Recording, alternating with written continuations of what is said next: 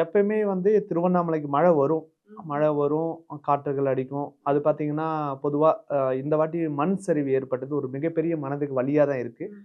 அது இல்லாத மண் சரிவு மட்டும் இல்லாத ஒரு 7 உயிர் 7 ஆன்மா வந்து பிரிஞ்சது.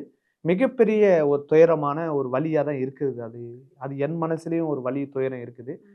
ஏன்னா பொதுவா வந்து திருவண்ணாமலை பொறுத்தளவு நெனச்சாலே முக்தி தரும் தான் திருவண்ணாமலை. நெனச்சாவே முக்தி தரும். ம்ஹ்ம். அப்ப இறைவனை நம்ம நெனச்சாவே முக்தி தர்ற இடத்துல, அவருடைய திருப்பாதத்துல இந்த மாரி ஒரு சம்பவம் நடக்கும்போது, ம். உண்மையா சொன்னா அந்த ஆன்மா வந்து ஒரு சைடு வலியா இருந்தாலும், சரி. அந்த 7 ஆன்மாவும் இறைவன் திருப்பாதத்துல முக்தி தான் முக்தி அடைஞ்சாங்க. அடைஞ்சிருக்கு.